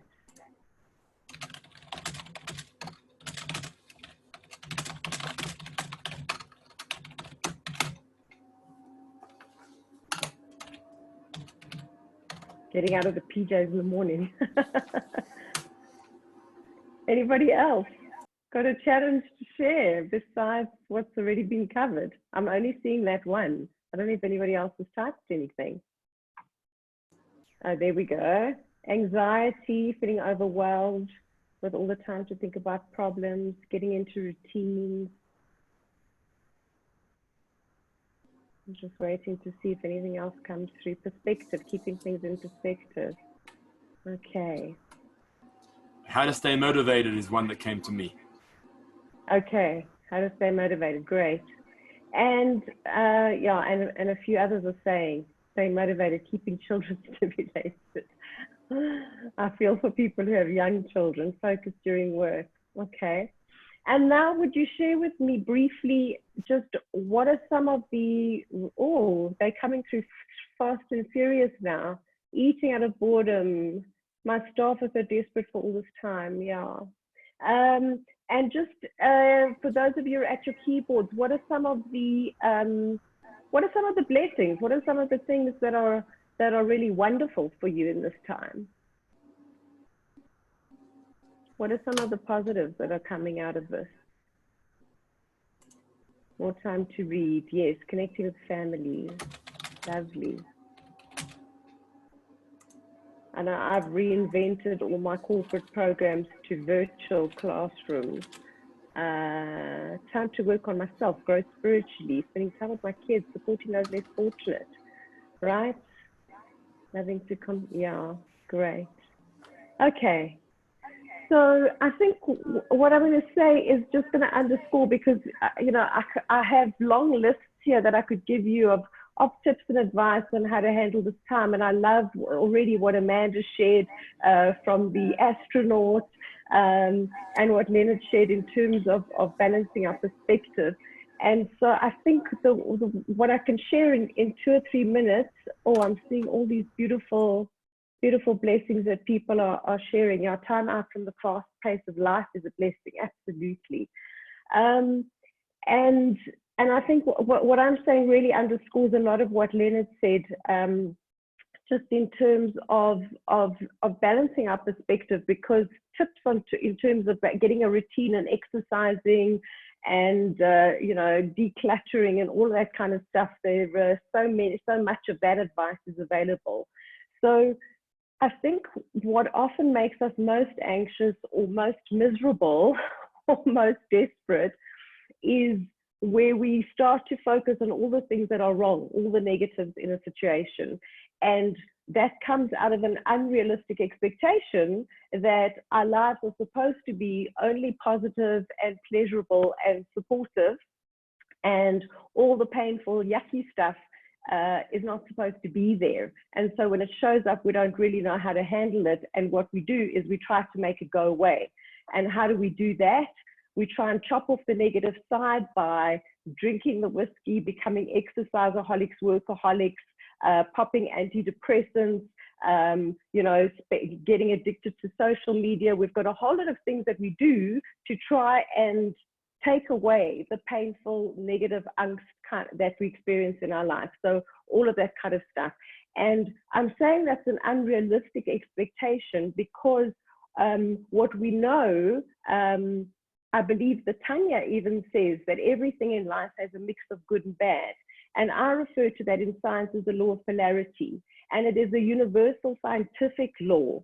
And we see it evident in all the ologies on the planet. For every night there's a day, for every winter there's a summer, for, you know, and in cosmology, geology, biology, we see the law of polarity playing out. So in biology, for example, if you go to gym and you want to build muscles, when you're pumping iron, what you're actually doing is breaking the muscle fiber.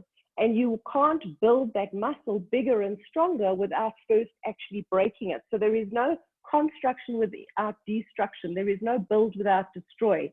And Leonard spoke about that these periods of destruction in history, always we emerge from that better and stronger. So we know this. And so the problem is the unrealistic expectation, because what the universal law of polarity means in our life is that we will experience pleasure and pain, positive and negative, up and down, happy and sad, pleasure and pain, easy and difficult, success and failure, isolation and not. We experience both sides of the polarity. And where we make ourselves depressed and miserable and anxious is where we choose to focus on a half-truth, on an imbalanced perspective, either in infatuation, where we only see the positive. And for all of you who've ever fallen in love before, you know what happens with that within 6 to 12 months. That'll come off the pedestal. Same with your business ideas. And or when we just focused on what is negative, and that's what will make us miserable. So our work in this time in terms of balancing our perspective is to know that nothing is missing. It just changes form. So where you have lost your freedom in this time, where have you gained freedom? So you may not be able to walk around outside in the street, but you have the freedom to perhaps wake up when you want, choose to work when you want. For every opportunity that has been taken away from you, what new opportunities have arisen and presented? Where your finances or your wealth has deteriorated, where has your wealth in a different form, perhaps in your family connections or in your health or time to spend on that? Has that increased your spirituality perhaps? So look for, if wealth is going missing financially because you can't earn, because you're self-employed, where has the wealth now manifested? In time to spend with your children, time to spend renewing your marriage, time to forge closer relationships. You know, so for every uncertainty that you have, where do you now have certainty? And so when we're able to embrace the universal law of polarity, and which is truth, we always come to a place of love and gratitude. And that really is what I want to leave you with, is if you can do the work daily of taking every negative and balancing it with a positive, not to make a negative a positive, absolutely not, but to understand that it cannot be any other way. You will always be challenged as much as you are supported. You will always have as much pleasure and pain. You know that every single relationship in your life, whether it's your spouse, your kids, your in-laws, or your work or your car, are all pleasure and pain. So when you embrace that, you can go, thank you, I'm so grateful. And I think that ultimately, if you can work with yourself in that, take quiet time, spend time working on whether you pray, dove and meditate, do quiet contemplation, journaling, whatever the case may be, and bring yourself into a state in this really challenging time to see where is all the incredible support, where are the positives, because that is the truth. We never receive a negative without it's a universal law, even in the atom, there's, for the positive and negative charges are there. So I'm going to leave you with that, that ultimately any skill to cope at this time, to thrive at this time, is whether it's now during coronavirus lockdown or beyond that, is our work is to be able to balance those perceptions so that we can bring ourselves into a state of absolute love and gratitude for what is. And if you can say, I am so grateful for this time at home with my family or alone or whatever the case may be, then you are literally liberated from whatever angst you might be going through. So I'm going to leave it there. Wow. Okay, so that's been 4 fascinating presentations, and I thank all our panelists. I just want to summarize just for myself. I know so many of you, all 4 of you shared unbelievable insights into the times we're dealing with, and the title was Real and Relevant Issues, and these are real and relevant, and your responses have been so practical. Just to summarize in my own mind, and for those who are listening, to sort of summarize the topics we've heard tonight. From Nachi, we heard about stability in a financial context. From Amanda, we spoke about culture and values within a work context, which obviously relates to so many other contexts too. From Leonard, we heard about embracing the moment and embracing the changes that are taking place. And Renata shared about our reality and perspective, and making sure that we have the right perspective as we deal with the balance of life. And thank you for that sharing of the book of Tanya. It was a beautiful insight there as well. What we're going to do now is that there's some questions coming through, and I'm going to start with Nachi, with Menachem. I'm going to ask you a number of the questions that have already come our way. And if any one of you have more questions towards our panelists, feel free to share them as we go along. We'll see how long we can last for. I mean, thank you to the panelists who are offering to stick around. All of you seem engaged, so thank you. And we can't go all night. We'll see how we go. So Tunach, I'm going to ask you a number of questions all in one shot, and hopefully you can respond. At what point do we pull investments before an anticipated crash or downhill run? Another question was, is now a time to invest or hold on to cash?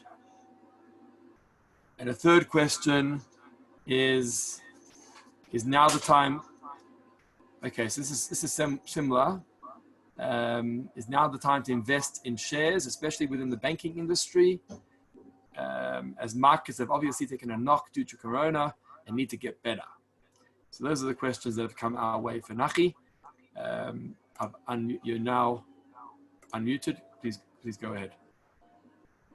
Okay, so the truth is that those questions, other than the question about banking and financials, are completely interrelated. So let me address them. And Dr. Carr did allude to this quite strongly. If you take a look at this Corona crisis, aside from all the wonderful opportunities that it brings us from an emotional and psychological basis, from a financial standpoint, it also brings us wonderful opportunities. We would love to be able to buy at the bottom of a market and ride a share all the way up, but ultimately you need, firstly, a great deal of skill to be able to do that, and you need a lot of, as we call it, siyata dishmaya, you need a lot of help from upstairs to be able to pull that off just right. So what it really comes back to, and those first 2 questions are about, do you hold on to investments now? So you were in the market, you had 100,000 Rand in the market, you saw that being decimated down to say 70,000 or God forbid worse, and you're back to about 85,000, but you're still all the way down. And who knows if we're going to have another challenge to our markets. It's entirely likely. For those who think, oh, the worst is over, I hope you're right, but I'm not so sure that that's true. I don't know. And so it's about perspective. And it's, Rabbi, you summarize it so beautifully. It's about stability. What brings stability is perspective, understanding the markets ebb and flow. They go up and they go down. And it's about understanding your risk profile. So I'm 47. So imagine that I was going to retire when I was 70. That word terrifies me. But anyway, just say that I'm going to retire at 70. There's a long way between 47 and 70, which means that I will be able to ride the market's undulations and hopefully capitalize on opportunities that come my way. But even if I'm unable to, the market will recover. Leonard referred to that. He said that markets do recover, and it's never a true statement.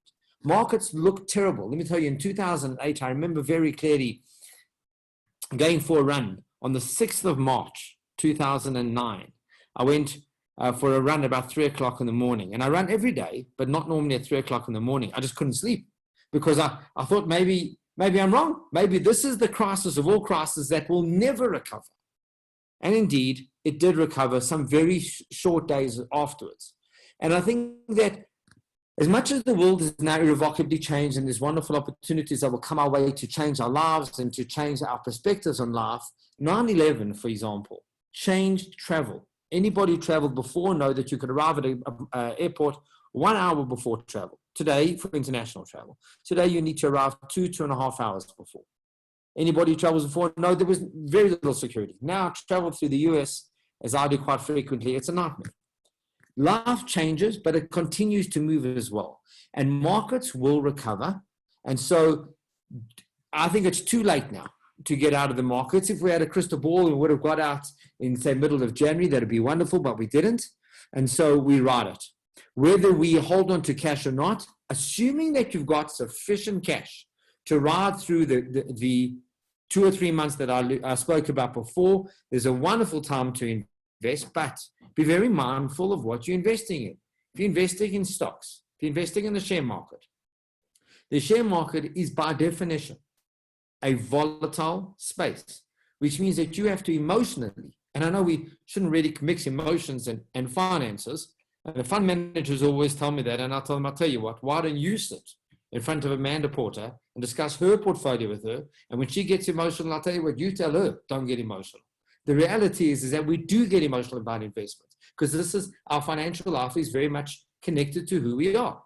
And so when you're looking at your investments, be true to who you are. If you're the type of person who can handle the volatility of markets, now is a wonderful time to invest in the markets. But not because of the returns your friends have made, because you're the one who has to stomach the volatility. I hope that answers that question. Then with regards to banking and financials, just to put perspective, the banking and financial sector has been a lot harder hit than other sectors, and it makes a lot of sense.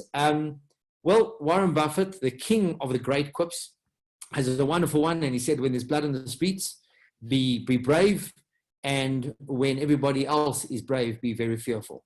Well, now there is lots of blood on the street, in particularly in the financial sector. And so on a very selective basis, specific stocks, I think there are wonderful opportunities. And I think that should be specific to advice to a particular person rather than generic advice. But there are wonderful opportunities. I hope that answers the questions. Rabbi, Okay. over to you.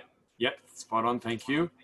To Amanda, the question was posed to you: if certain, this is a general cultural corporate question, if certain companies are still being run by quote unquote old dogs, how do they balance running their business the old-fashioned way and the way millennials want things to be run, such as not wearing a suit to work, or working from home, or more freedom? Okay, thanks, Rabbi. Thank you, Rabbi. It's a great question. I think that even before coronavirus, already we were seeing dramatic changes in some of those old stodgy practices. I know, just by way of example, Investec came up with some really wonderful initiatives in their space, where they basically did away with their very formal wear and brought in things like unlimited leave and flexibility. I think that also the changing nature of the workforce, with more and more women entering that corporate environment and taking up senior positions in the corporate environment, certainly not enough, but more and more there is this demand for work-life balance and flexibility. So I think you are seeing a transition in that respect. In our space, and I can speak for the discovery space, those outward externalities have not ever really been too much of a focus. In fact, it was quite cultural even within our organization. You could tell where you worked by how you dressed. If you were a financial advisor, you were typically suited, but if you worked in Vitality, you looked like you were going to the gym. So it really is quite culturally, for us, it's been quite culturally defined. I think that in terms of answering the question though effectively, I think that firstly, the world of work is changing so quickly that nobody can get caught up in a very stodgy, we've done it this way for the last however long space. They have to change. And more than that, I think what we've seen now with COVID-19 is that what we feared or found a bit scary in terms of working from home, using technology, we've been forced into using it, and it's given us some sense of what it looks like. But as I say, I think people were progressing already before this into working from home, using, if not Zoom as much as it's been used over this time, certainly Skype was being utilized, and I think we'll see more of it as people are able to connect more and more through the various technologies. So shout out to all those old dogs out there. But maybe they almost don't have a choice, and I think that they recognize that. And I think that the demand on data science and the new ways of work mean that you have to kind of move forward, and there's a recognition of that. I don't think that it's dependent on COVID-19, but COVID-19 has certainly given perspective around it. Thank you for that.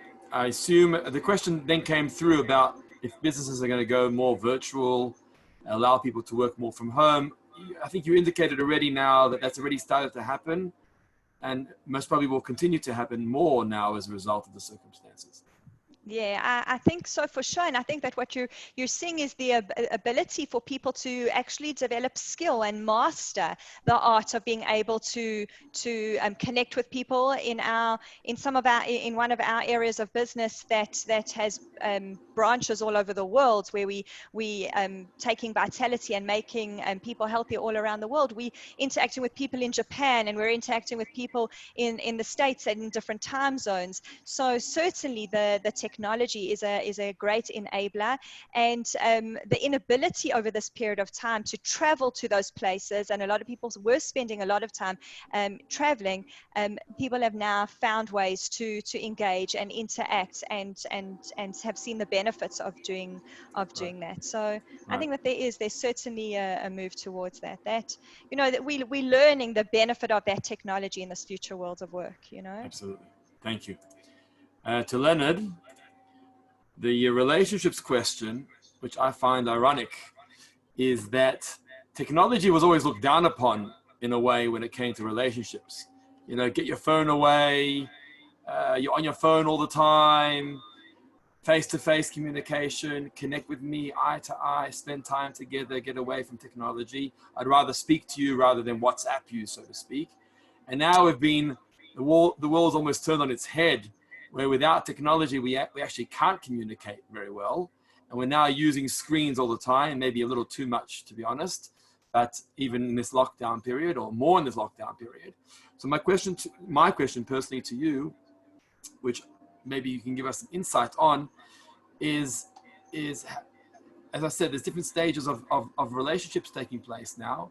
Some couples are dating, and it's very difficult when they're dating in social distance and lockdown to communicate. Couples are with gadgets and technology around. So maybe just your insight here on the use of technology, positively, negatively, and the new reality of relationships and communication during this time. The first time I was asked to speak about the dangers of the internet, quote unquote, which was actually at Torah Academy many, many years ago. Actually, it could have been 15 years ago. I don't know. I actually told them to focus rather on the dangers of alcohol even then. And I thought things were bad enough then, but anyway, that's a separate issue. But I pointed out that the week that I gave that talk was in Parshas Noach.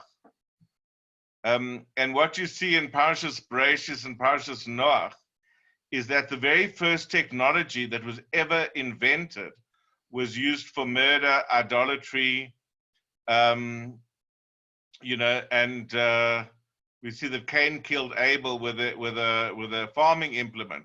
The Tower of Babel was built when they invented bricks. So there's no such thing as bad technology or good technology. It all depends on how it's used.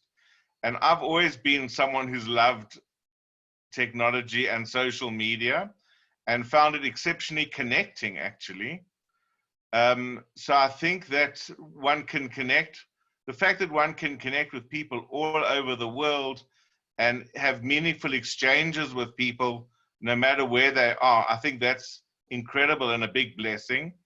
I think that the danger is using that as a substitute for real connection, you know, for being fake or for being addicted or preoccupied with it, so that it takes you away from connection. But, you know, I mean, if you think of airplanes or trains or buses, people used to page through magazines or read their own books. Now they look at Kindle or Instagram, you know. So I think people make a lot too much fuss about it. I don't think much has changed from that perspective. But we have to use it as an enabler and not as a distraction, and not as, I know that it can absorb a lot of time. There is a kind of addictive quality where you forget, you know, where you are and how much time you're wasting. And I think it's also better to limit, like with Facebook, you know, I don't have a personal page and I can't go into anyone else's personal page, just have a professional page. But I hear people talking to me all the time about the amount of time they spend on Facebook, the bullying, the, you know, looking into other people's lives, which can only cause you heartache. I mean, I'll just say, you know, as an aside, that I have people speaking to me in the morning crying their hearts out about the terrible things going on in their life. And 2 hours later, there's a picture of them on the beach on a Greek island, you know, all smiles.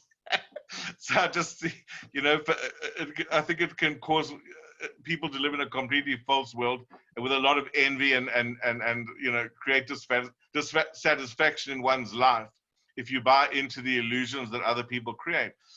But the bottom line is, I think it's how you use it, and I think it's an incredible enabler. And you know, the fact that I can Zoom with my grandchildren every day, you know, and be part of each other's lives and just hang out for hours, you know, because you just leave Skype on or whatever it is, and it's as if you're being in the same room together. I think that it's incredibly connecting in a way that was unheard of. For example, when I was in the army in 1978, 79, it took 6 weeks for a letter to arrive, you know.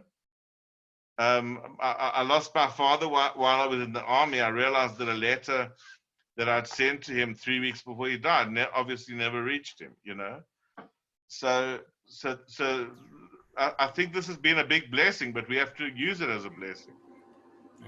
Thank you. And I'm going to end off with the final question for Renata. This was a question asked to the panel at large, but I'm going to refer it to Renata. And that is, and just while we do that, there was a question asked, what book are the panelists busy reading? So some of you already answered. If Amanda can contribute, and Leonard, you can put in the chat what books you're busy with at this point in time. But to Renata, thank God most of us have families. We're talking about the young adults. Some of them are with their families. Some of them are away from the families. So those who are away from their families, what advice do you give them? They're on their own, living in an apartment, a different city. Their parents are elsewhere, siblings maybe elsewhere too. There's obviously a level of anxiety, of distance, of concern. What advice would you give? Let's talk about children of parents or older parents at this time. My parents personally are in Israel. It's concerning too, what's happening with them. My siblings didn't go to them for the Pesach Seder. They were on their own as a result, like many of our parents were. What advice do you have for the children who are further away from their parents and their families during this time? Am I unmuted? Yes, you are.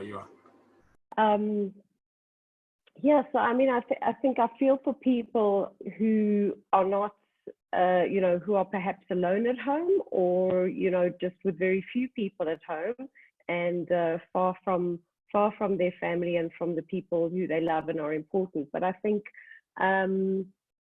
firstly, I love what Leonard just said, that he leaves the camera on for hours. That never occurred to me. I think that's an amazing idea. So, you're kind of in the room with each other, even if you're not sitting face to face speaking. You can actually just see what's happening. I mean, I think that the opportunity for connection on, WhatsApp video and just phoning, I kind of feel like I feel closer to my sister than I ever have, the kind of time that I have for conversations with people. So I think it's about taking the time to connect as you can. And I think also it's the opportunity to really build a relationship with yourself. If you're noticing the pain of separation and isolation, and you find it difficult to be alone and not be close, then I think that there really is an opportunity there, because our spiritual healing requires stillness, which means inactivity, solitude, away from all the dependencies that we have on other people to validate us, to fill our time, to give us a sense of purpose of what we can provide for them, or to see ourselves through their eyes. So to kind of remove ourselves, there is actually a beautiful opportunity for our own healing and spiritual development in solitude and in silence. So where there aren't voices, where we're not filling the space with the noise of social media and movies and phone calls and all of that. And for those who find it difficult to be in stillness, which is not doing anything, in silence and in solitude, really, I want to say, sit with that pain, sit with that difficulty, because through that, you're going to forge, and really sit with it with curiosity. Look at it and say, what is it about being alone? What is it about not being around people that I'm finding so challenging and so painful? And do some introspection, do some journaling, do some praying around it, because really to forge a deeper relationship with yourself so that you're actually comfortable with your own company is one of the most valuable spiritual development things that we can do. And this time in lockdown is probably one of the rare opportunities that we're going to be given to spend time and embrace the pain of the solitude and the silence and the stillness. I'm not sure if that was... No, spot on. Thank you. So we've had a fascinating insight. I just want to conclude with a few thoughts from my side as we wrap up the sessions of tonight. We're talking about the freedom of the exodus into freedom of the Jewish people, and that was spoken about during tonight's discussions. And what's interesting is that the Jewish people actually were very fearful of going into Israel. The story that comes 40 years after wandering through the desert is the devastation of the spies who speak negatively about Israel. And one of the reasons they speak negatively about Israel is because they're fearful, they're scared to go into Israel. They'd rather be in the desert. Why in the desert? Because the desert was blissful. It was simple. It was godly. Everything was just provided for them on a golden platter. And that's what they preferred. Why must we go into Israel and develop a new society and a new country with its challenges that come our way? Let us remain in the desert. It's more simple than that. And God provided for them anyway with the cloud and clothing and food, the manna from heaven, and everything fell for them. And that was a big mistake, because God was guiding them through a process of change, of development, of becoming aware of their own strengths. And that was going to come as a result of going into a new country, into Israel, developing that country with the challenges that come their way. And through those challenges, not despite the challenges, but because of those challenges, they were going to become a nation that they so deserve to be. And remaining in the desert in a blissful, calm lifestyle wasn't going to get there to where they really needed to get to. And I think that this is a real time, and thank you to our panelists, because we're dealing with real issues and challenges, and that's okay, and we need to embrace those challenges and learn from the challenges and become more aware of ourselves through the process and figure out ways of improving and developing. So thank you very, very much to our panelists who have taken time of their busy schedules.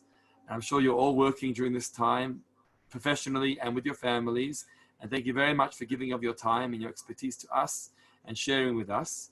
I want to thank our young adults in the Young Jewish Joburg community for joining us. We've had close to over 70 people participating here tonight, which, as you know, to get that on a Tuesday night at the Sidlam Bayit is quite challenging.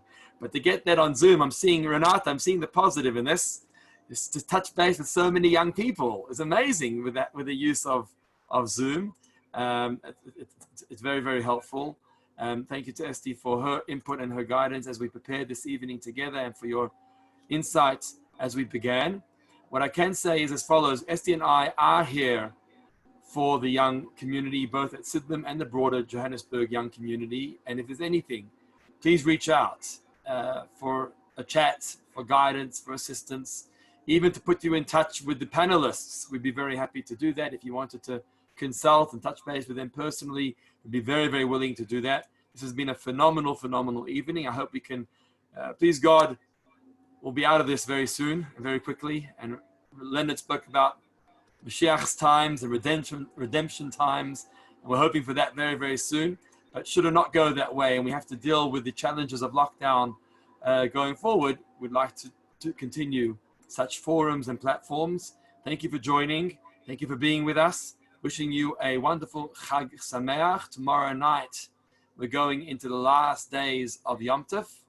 So we have tomorrow night, which is Tuesday night, so Wednesday and Thursday are the last 2 days of Yom Tov. We hope you have a uplifting, inspiring time on your own with your families. And thank you for all the comments coming through in the chat. We appreciate the feedback. I think the panelists, I agree with you all. It has been phenomenal. And we wish you a good evening. Chag Sameach, and thank you for joining us.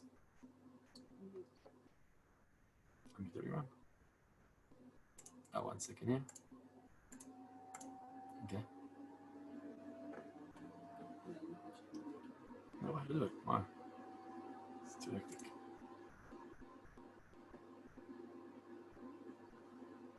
Thank you, thank you, thank you. You can unmute yourselves if you want to say hello. At this point, you can unmute yourselves. Or goodbye.